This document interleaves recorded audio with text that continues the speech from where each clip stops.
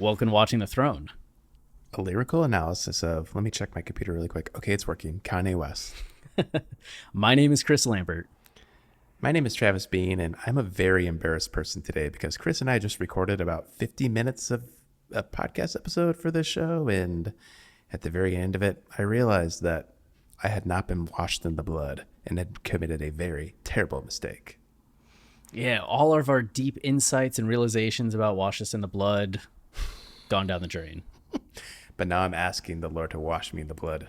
Like, please forgive me of my sins. Redeem me. Let this episode be better than we thought it ever could have been. Which hopefully it is, I mean, it is the West day ever still.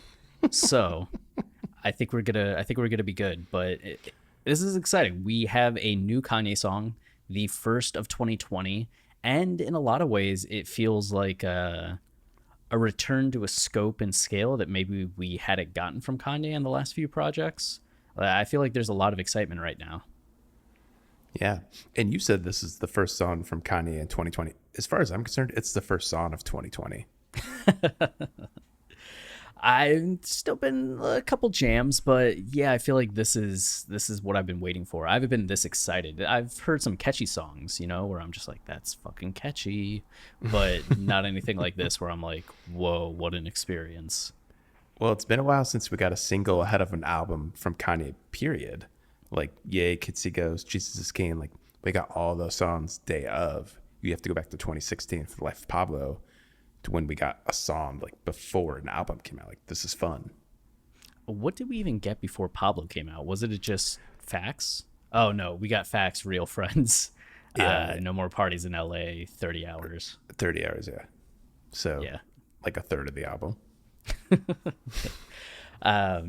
Yeah, but I was honestly surprised. So, okay, where were you when you first heard the song? Okay. Like, So, I'm going to tell the story again. And I told it in the YouTube video already, and I told it on this podcast already, but no one's ever going to hear that. So here we go. I was arranging to be back at my apartment today at 10 a.m. for the drop being of the new music video. I woke up real early. I was pretty tired, but feeling good. Went on a run real early and was arranging to be back at 9 o'clock so I could shower, eat breakfast, and be ready for the video at 10 o'clock. What I did not realize is that the video was dropping at 9 o'clock. 10 yeah, Eastern, 9 Central, yeah, you're in that central time zone. unfortunately. So I was literally walking into my apartment as I was watching the music video, like as it premiered, listening to it on my shittier running headphones, and it was not ideal listening conditions or viewing conditions, really. It was a strange first experience of the song. And as we talked about on the forever deleted episode, that the original version of the song wasn't quite the same, was maybe a little bit unfinished. So like, all those factors going into my first listen to the song, like, weren't exactly great. And I wasn't sure how I felt about the song from the get-go. I don't know about you, how you felt. I am somebody that goes to bed very late at night. If you follow us on Twitter, you're probably aware of that. Or if you watch the YouTube videos, you're probably like, this guy uploaded a video at 3 a.m. So I set an alarm for like 8:40 and 8:57. And the 8:41 woke up, and the 8:57 was just supposed to be like an emergency, but I probably fell back asleep. I think I texted you something, and then 8:57 I woke up. Maybe it was at 8:57 I texted you, like, do the Twitter, record a video, like, Yeah. I'm gonna watch and go back to sleep.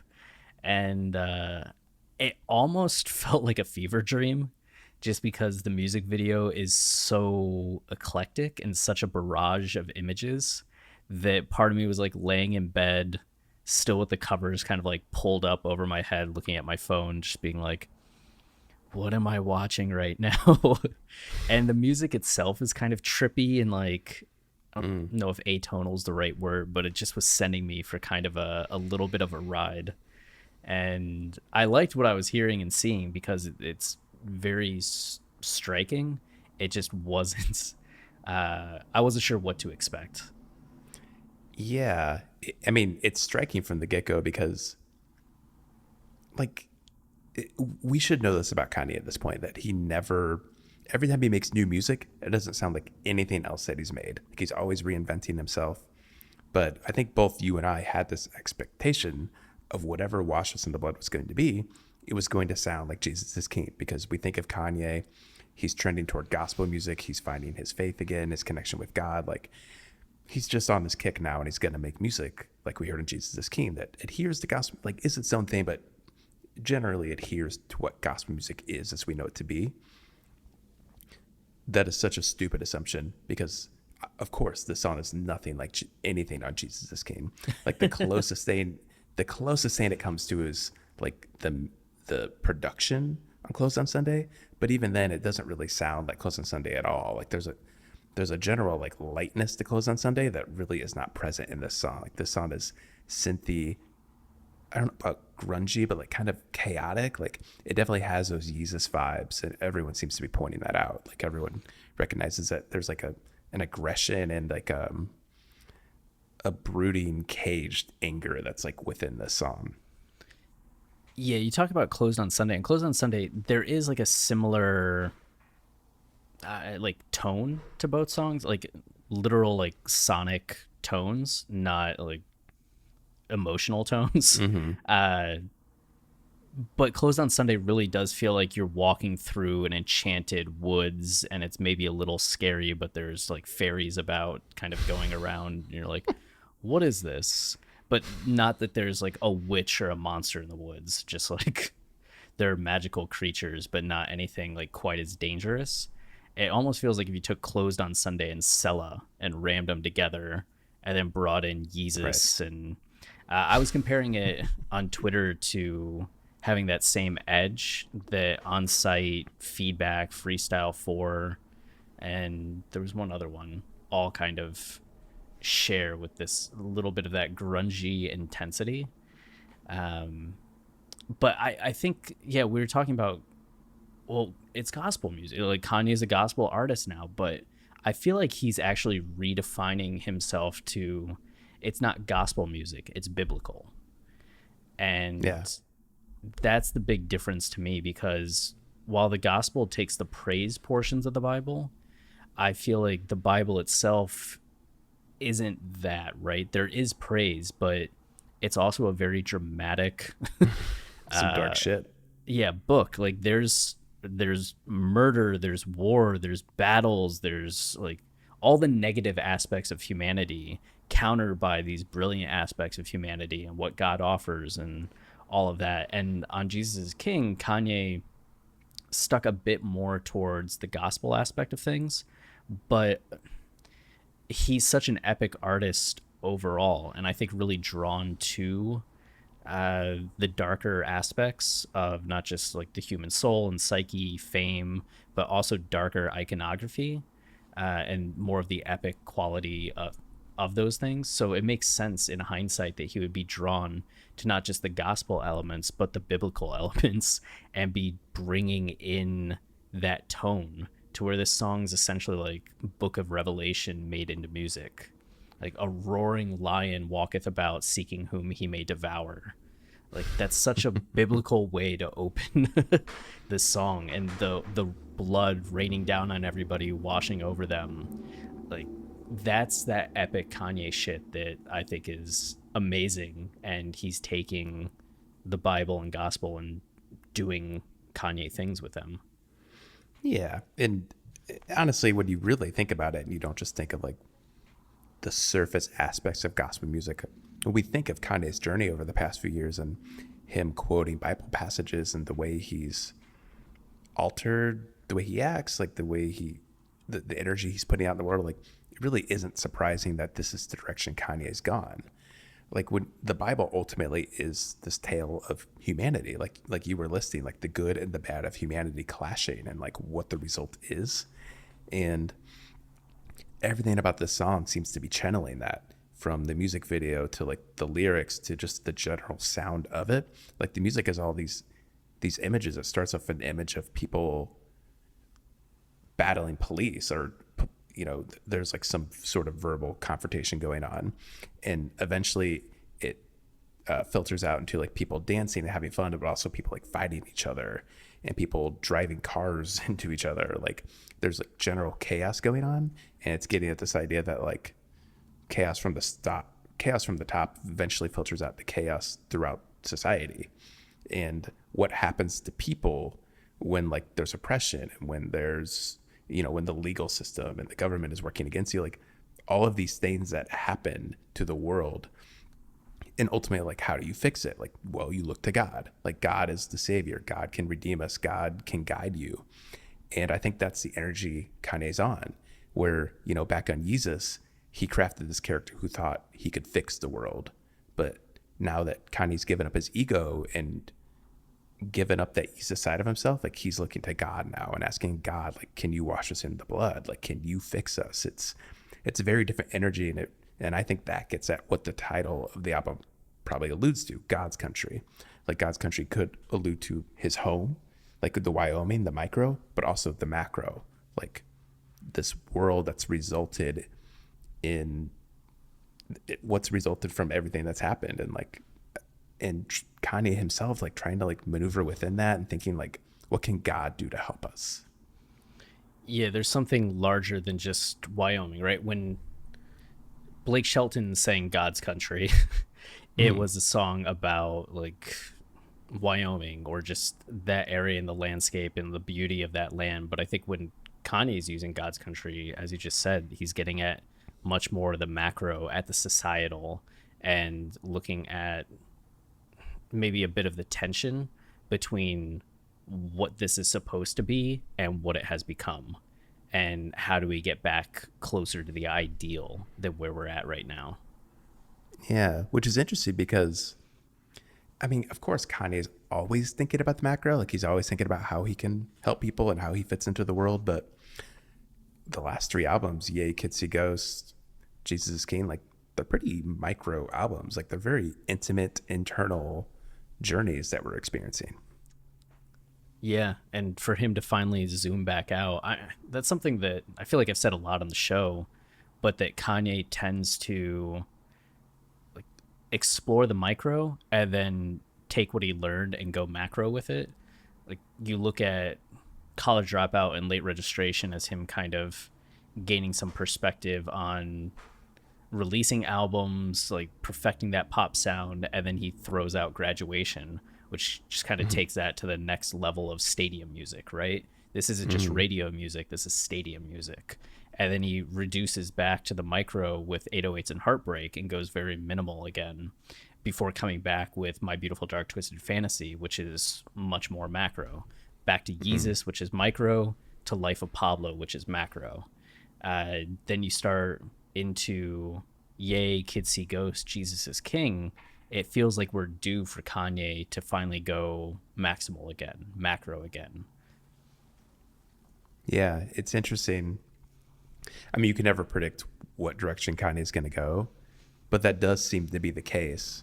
Where like, you know, you get something like 808s, which is very brooding and intimate, and then next step is My Beautiful Dark Twisted Fantasy and Jesus, like this explosion, like bringing all those issues that are like brimming beneath 808s and Heartbreaks and like casting them into this fantastical tale. Like you kind of wonder if that's what God's country is going to be. I envisioned Wash Us in the Blood as more of an album track. Like to me, it reminds me a lot of New Slaves and this idea of a guy looking around him and seeing everything that's wrong in the world and thinking like, how can we fix this? And then like the next step is the rest of the album. Right. And that difference, as you said before, like on New Slaves, Kanye thought he could fix it. But Yeah. now, because that ego's gone, he's hoping God can fix it and Yeah. save everybody. The music video really jumped out to me because, I mean, one, the images are so startling, but I feel like this is a level of film that we haven't seen Kanye operate on. Like, Kanye has always loved movies, right? And so many of his albums or music videos, from College Dropout on up to 808s, I would say, were very like blockbustery or movie Mm-hmm. like in their nature of just being very narrative driven. But then 808s, I feel like he started to get much more like film school, much more like cinema driven, Right. and started making like more art house caliber music videos, peaking really with Famous and Fade, where he's getting like really avant-garde with it. But Arthur Jaffa isn't necessarily a movie theater or like film school filmmaker, even though he went to film school, but or has a degree in film. But he makes visual art that's usually played in museums, right? Which is a whole different style of filmmaking than if you're putting Right. something in a movie theater or on Netflix. And you can really see that difference in this video where it's more chaotic, more striking, that you really have to be moved by the individual images, but you aren't really guided along about how to follow along with the flow of those images and what that means, which ends up causing a lot of, you have to have a lot of confrontation or a lot of interaction with the clip or the video in order to get the most out of it. But it can really hit on that visceral level, and I've really enjoyed having that companion to the song because it feels like that style really fits with the production. Yeah, I mean the music video so clearly coincides with the song, which is maybe why we haven't gotten music videos in a while. Like, because Kanye's always mixing his albums up to the last second, like of Yay and Jesus is King. Like, we would never get a music video ahead of an album because the songs have never been done up until the day the album's done. So it seems like, and I know it looks like Arthur Jaffa had an earlier version of the song for his music video, but he essentially had the song and was able to structure it and edit it so it coincided with the song. And I think it really, to me, it helped guide me a little bit on what the song was about, because you see all these images of people just like trying to exist and all of the weird emotions and conflicts that come out of that. Like when you feel oppressed and you feel like you've been betrayed by like the man, like by the macro of society, that like what that causes people to do in the micro communities that they're in. It made me look at the song that way. And Kanye looking at everybody as somebody who's not in that Jesus mode anymore and who is just looking to God to wash us in the blood and to help us, the kind of helplessness that comes with that, and not even helplessness in a bad way, just like that's what it's like for everybody. Like, you can't truly do anything about all these problems in the world other than like put good energy out in the world and try to rub that good energy off on other people and hope it spreads. Like, that's all you can really do. That's really what preaching the word of God is all about. And the music video really channels that. And I think that's great that Kanye finally, for the first time in a while, like had a song ready way ahead of time and like coincided with somebody who's very visual. Because I think of Kanye as a very visual person. Like, even when he writes songs and produces his songs, like they always have this cinematic narrative energy to it, and they're always part of a bigger whole, like a album long narrative. So I'm so glad that he finally worked with somebody ahead of time to build something like this, because it really did guide my mind and how to read the story of the song. And then as a result, I assume this will fit into a much larger story on an album long narrative. Yeah, I had earlier on our previous attempt at recording brought up the point that I was wondering how much of the video was purely Arthur Jaffa bringing in the societal elements to it, and maybe taking a song that wasn't as focused on society and making it more so, just based on the flow of images he chose to show us. But I talked myself out of that doubt, because even though most of the footage here is used footage or discovered footage, or I don't know how you want to describe that, taken, borrowed footage, you have the original footage of Kanye struggling with that black mask that's going on and off of him. And because Kanye is involved in the video and it's not just Arthur Jaffa putting images over the music, I think that points way more to Kanye being part, or them working together on the idea that, and trying to form it around what the song is saying, being that this is about society and this is what influences people. And you even have that reinforced in those lines of whole life being thugs, no choice selling drugs, genocide, what it does, slavery, what it does. Like, this is the impact of the situation that we're forced to be in. What you're saying about that, like, top down pressure. So to have that societal aspect reinforced and the chaos of that reinforced through the images is really helpful and really powerful. Um, I like it a lot. Yeah, and you had an interesting theory about the mask Kanye's wearing in the video. Yeah, I mean, I think you immediately jump to if the Kanye Margiela mask Mm-hmm. from the Yeezus tour that he would wear all the time, and he's wearing that mask throughout like 4 of the 5 acts of the concert. And it's not until he's about to start the 5th act and he's been redeemed in ways that the mountain that's been on stage that resembles like the height of fame, and the higher you climb up on the mountain the more that you have, splits open and Jesus comes walking through the mountain, and Kanye kneels down and Jesus like blesses him, and Kanye takes the mask off for the first time in the show, and Jesus goes walking away, and then Kanye sings the final songs leading into Bound 2, and the concert ends with a repetition of he'll give us what we need, it may not be what we want, enforcing or reinforcing the fact that this was a journey that God wanted Kanye to go on in order to give Kanye what he needed, or Jesus what he needed. So Mm-hmm. the mask represents then some of the ugliness and ego and materialism that Kanye had at that time that he then takes off at the end when he's been kind of renewed and redeemed. I do wonder if the mask is kind of getting at that, or even if you don't want to take it right to Jesus and this struggle with having that mask on, taking it off, but just even getting at the societal elements and who society wants me to be versus who I am, which you can point to directly in the song, the calm yay lyrics. They don't want me to Kanye. They don't want me to be Kanye. They want to sign a fake yay. They trying to sign a calm yay. That's right. I call him calm yay. I wonder then if that mask going over his face is supposed to be that, like, them not wanting him to be Kanye, but whoever they want him to be. It looks like Kanye, but it's not. Yeah, and it's definitely partly that, like this larger commentary on society and the way, people try to control you to be. But it also, I think, just gets at the internal journey too, because that mask, the Margiela mask, I'm thinking the way Kanye looks in the video, the Washes in the Blood video, reminds me most of Black Skinhead. And the energy Kanye's channeling in that song, and how Kanye, that to me is also a pretty powerful symbol.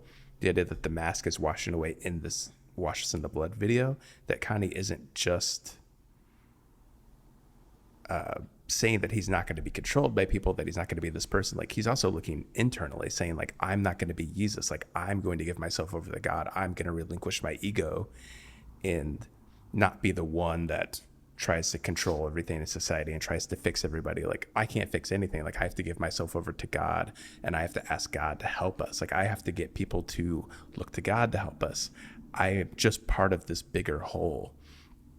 And that to me is like the big takeaway I get from Kanye between this song and Jesus is King. Is like Kanye finally recognizes that like he is, whatever is going to fix these problems we're facing, like it's not just one person that can do it. Like, we all need to work together, and like we all need to recognize the pains we're causing each other, and like the conflict like we can fix ourselves within, and that's the way to fix it. Like, we can't rely on the government and the police to fix things. Like, we have to. There's something very empowering about that. Yeah. Uh, when I showed my wife the video, her main focus was on the clips from Grand Theft Auto. She was like, "Is he trying to say that the world's becoming like Grand Theft Auto?"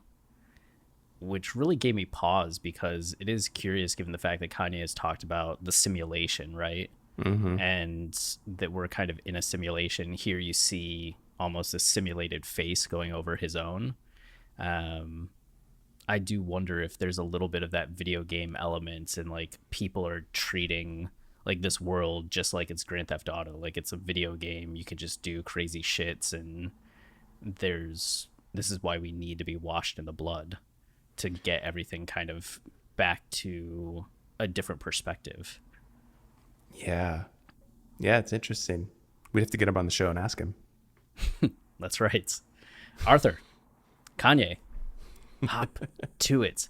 The thing that also jumped out to me is when I watched the music video, I really thought it was cool that we had at the end the gospel come in, and you have the scene of the Sunday service practice and North dancing. It felt like a very purposeful and poignant undercutting of the like biblical aspects of this and the tension of that and kind of the ugliness in the production to then cut away to the gospel. Like it reminded me of just Jesus, where you have that exact thing where so much of the album is harsh, harsh, harsh, harsh, harsh, no music, no melody until you get to Bound 2, which finally gives you the music and the sense of release. I thought we were having something similar here. It was kind of startling to me then when I listened to the actual digital version of the song, and that just didn't exist. It just ended shortly after Kanye said the final lines. Yeah. Yeah, I like that. Again, I think that's just another moment of Kanye. There's a difference between like the visual, like, the music video and like the song that's going to exist on an album. Like the video needs to convey like a bunch of ideas like in a vacuum, whereas the song kind of belongs on an album and is part of a larger narrative. So that isn't too surprising to me that Kanye would do that. But yeah, I love this song front to back. I love the way it builds and ends. Like the way it starts out is incredible. Like with that guy just quoting the Bible verse and Devour coming in like really loud, and it launches into this like quietly chaotic synth, and the drums come in, and then it pulls back a little bit, that comes back in full force, and Kanye's like really aggressive. There's so many elements of this that remind me of like classic Kanye, yet I don't think we've really gotten this version of Kanye since probably like The Life of Pablo. Like of any Kanye song, it reminds me the most of like Freestyle 4. I mean, obviously parts of Jesus, like the bigger, more aggressive, blown up parts, but also just kind of the quietly aggressive parts of The Life of Pablo, like Feedback and Freestyle 4. It's just a very different version of Kanye that I'm ready for.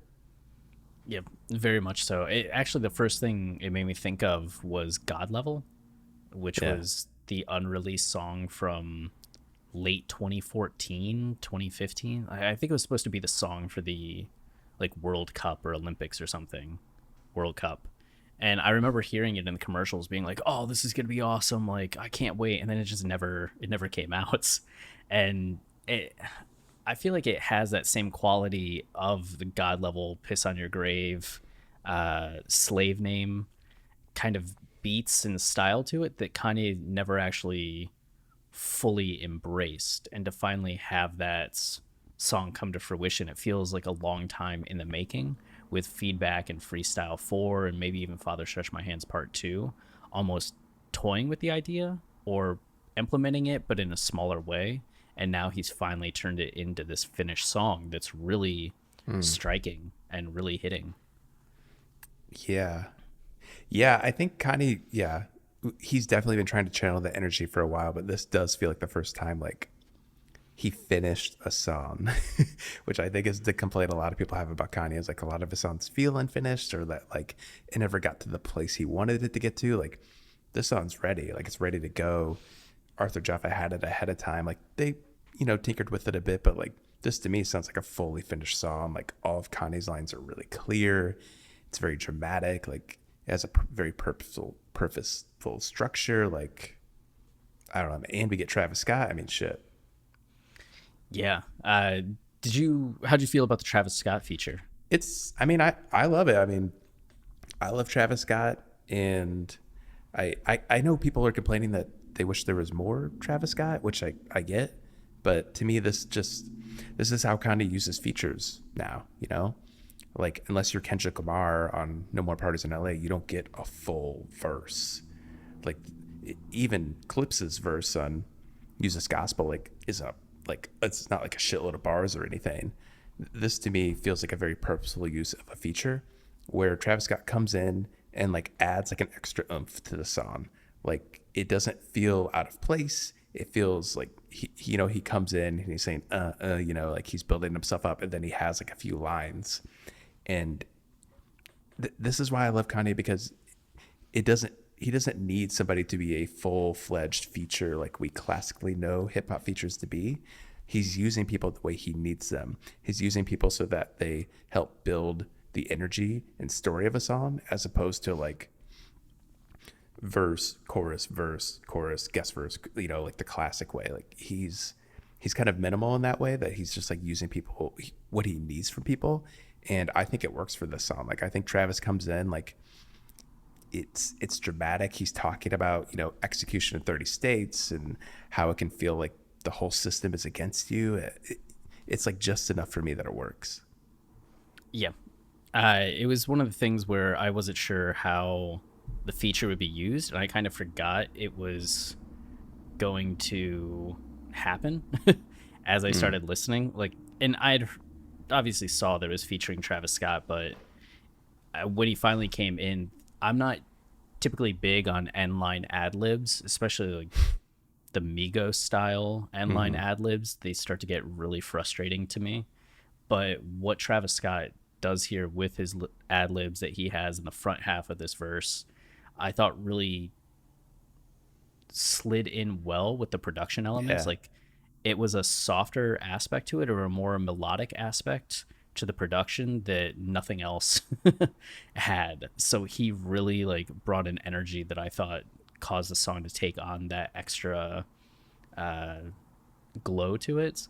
And then especially when his verse or half verse kind of takes over, I don't know, just the whole energy and vibe he had there was perfect, I thought, for it.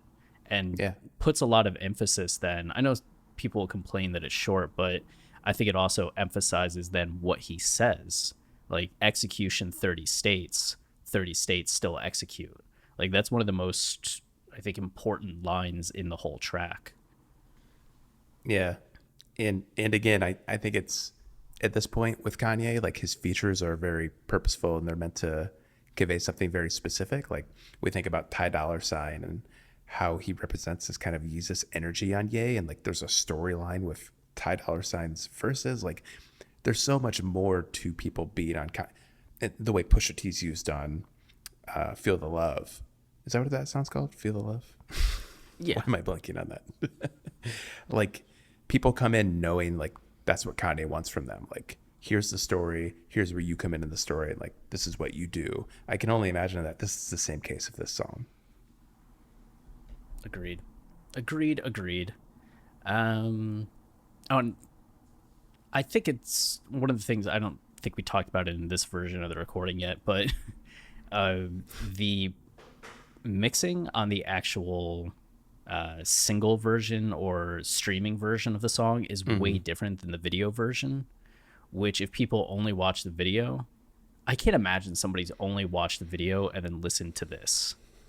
Like I feel like anybody that's listening to this has to have also listened to just the streaming version of the song. But the differences in the mix is really startling and points to the fact that you were saying earlier that like Jaffa had the song earlier in order to put it together and still has that mixed version, because man, just the difference in the production and how it hits and Kanye's vocals. I'm not usually one to complain about like in quotes poor mixing, because it's just not something I think about or care about that much, but this was one of the times where actually the difference was very striking. Yeah. So I should go back and listen to the YouTube version just to see what the big difference is. But I mean, I will say I remember listening to it initially, not knowing how I felt about it, and then kind of being blown away by my first official listen on like Bose headphones and everything. Like I was sold on the song immediately. That was the video again or the stream? No, the stream, the digital download. Oh yeah. Then go back and watch the video again with and be like, ew. Yeah, maybe. Ew. Anything else then? Any other thoughts? No, the only last thing I wanted to re-include in this episode was you noticed some unreleased tracks on the Genius page that could be part of God's Country, right? Oh yeah, because we were talking in the the first time about where this might be on the album. Did this feel like an opener? Did this feel like it would be in Yeah. the same spot as New Slaves? Did it feel like it would be more climactic, like Runaway, like or a closer? Like where would this be? And I scrolled down on the Genius page, and God's Country had four songs total listed: "Wash Us in the Blood," "Black Vietnam," "Superman," and "Ambitious," which I hadn't heard about any of those. No. And what's interesting is "A roaring lion walketh about, seeking whom he may devour" is actually from the Bible about the devil. Be sober, be vigilant, because your adversary, the devil, as a roaring lion, walketh about, seeking whom he may devour. And this Ambitious song has lyrics from a snippet that I guess people have heard that says, "Won't until it take me, the devil weak, the devil weak. Devil thought I bought her a ceiling. I've been back from addiction. I done beat they prediction." So just a little continuity between those songs. And then Black Vietnam sounds like it's epic enough to be a follow up to "Wash Us in the Blood." And there was actually a post on our Yandy Leaks back 1 month ago. Pourin' Syrup said Lupe Fiasco just said in a new IG live that he might be open to doing features for other artists again, and the first on his list is for Kanye's new album on a track called Black Vietnam. And they added an edit that said apparently Lupe approached Kanye with the track around 2013, and it was considered but eventually scrapped. Now Kanye has reached out to Lupe about finalizing the concept and track for his new album. In 2013 is the year Yeezus came out. Kanye got this idea from Lupe, didn't think it was quite right then, but now thinks it's perfect for God's Country. I mean, the story's written right there. Yeah, the like biblification of Jesus is fascinating. And really, if Kanye is like continuing to kind of counter or put into some kind of new perspective everything from Jesus, I'm there for Yeah, it. totally. And you totally get that from this song. Like, this song isn't as unleashed Heads as up, Jesus there's is. smoke in the bedroom. The alarm may sound. 1 The second. alarm is loud. Oh, wow. Alexa's trying to get into the conversation. God, I guess I could just sit here and keep talking. That would be weird, though, right? If it was just me. Although I guess there was an episode where Chris just talked all on his own. It was after my car accident. Did you know I was in a car accident? I was in a car accident once and was very incapacitated. The show was down for a few weeks, actually. And Chris, I just remember there was an episode where Chris did all on his own, and it was very strange. It's not as strange to see him doing it on the YouTube video. There's something more natural about that, but to hear the podcast episode just all on his own, ranting, rambling, doing his Chris thing, that was different. But what I was going to say about this is that it sounds like Yeezus, but like a caged version of Yeezus. Like Yeezus is unleashed, somebody who's kind of let loose. He's a maniac. He's out in the world. He's trying to fix everything. Where this is like, this really feels like a song where Kanye's kind of taking stock. Oh, you're here. Yeah. I just continued talking because who gives a fuck? Okay. I was basically just saying that Yeezus is like kind of unleashed, where the song really feels caged and suppressed in a way. Like Kanye's really looking at everything and kind of feels helpless. And yeah, to me, that's the big difference between this and Yeezus, is that Yeezus, the ego's unleashed, but in this, the ego's doesn't exist. Like he's given himself over and he's just, I don't know, there's a weird tension that comes from something like that, I guess. Yeah. Which I'm excited to explore further on the entirety of God's Country. Yeah, that'll be fun. Really fun to do. Thought we would get a nice little break after Jesus is King, but I guess not. Yeah, it seemed like we were going to have, I don't know, months of just some Maybe relaxation. a whole year. Yeah, not doing line by line analysis after 5 years of doing line by line analysis, but so it goes. Mm-hmm. So it goes. But And what was your favorite part of Wash Us in the Blood? I mean, it's all so good, but like, I think part of me, I love new Ye, but like, I love these little snippets of old Ye, like the goofiness, the cheesiness. So like, they want to sign a fake Kanye. They're trying to sign a calm Ye. That's right, I call him Kanye. Like the fact that he says, "That's right, I call him calm Ye," like he's almost saying out loud to us, like, "Yeah, this is dumb," but like, it's dumb, but also like smart. Like Kanye is like one of the few people I know that like does that really well. Where a lot of people complain about, like the cringe lyrics and quotes on Jesus is King, but as you and I went through all the lyrics on Jesus is King, like there's so much meaning and nuance, and there's so many double entendres, triple entendres, that like there's always something deeper to it. And like calm Ye, Kanye denying being calm Ye, like it just gets at his entire like mantra and persona. Like there's so much more to it than like the dumb goofy line that makes me laugh. Yeah, right. You can just laugh at the dumb, goofy line, but also Yeah. appreciate the depth. The depth. I love it. How about you? My favorite part ends up being just where it ends. Like the whole song builds up to repeating that chorus of whole life being thugs, no choice, selling drugs, genocide, what it does, slavery, what it does. And it puts an emphasis on slavery, what it does, in a way that almost feels.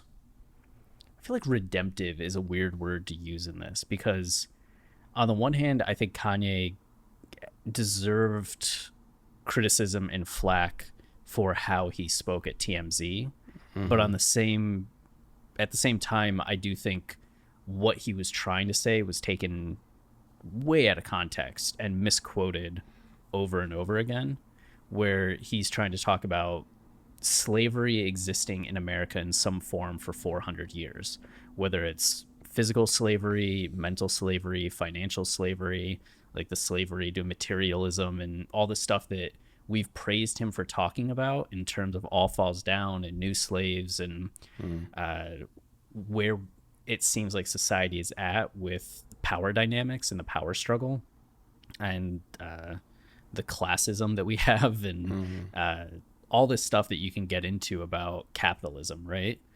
So for Kanye to have that word be such a taboo thing for him to say in 2018, and to the point where he ended up having to cut a reference or just use of the word on Ye just to avoid the controversy of it, for him to 2 years later be coming back to it and saying it with such confidence and saying it in a way that lacks the controversy, Right. but in a way that people can understand and agree with, and that seems far more poignant now because of everything that's gone on in the last 2 years. I think that that's like incredibly powerful and fascinating, just from like, it's powerful within the work of art itself, but it's also fascinating when you know the artist and what that line then means, not just as a statement within the work, but as a statement from the artist. Yeah, totally. I mean, that's why we love Kanye as an artist. Like, I mean, we love Kanye, the real Kanye too, but we know like what comes with that. Like, he's not always the best communicator. Like, he's very off the cuff. But a song like this, like, you're totally right. Like, this says everything that All Falls Down, New Slaves, like this idea of being mentally enslaved and like succumbing to the system. And I mean, it's all there. Like, that last line is so powerful. Yep. Is that it? Are we done? That We is did it. Yeah, that was fun to do a second time. Yeah. I want to thank everybody for bearing with us, but you didn't have to hear the first one, so you're welcome for us doing it a second time. Yeah, absolutely. You know what? I'm thinking we should just do it a third time. Oh, don't you even. Don't you even, because I'm about to go from this right to the YouTube video, so Oh gosh, how are you going to handle it? I don't know. We'll see. We'll see.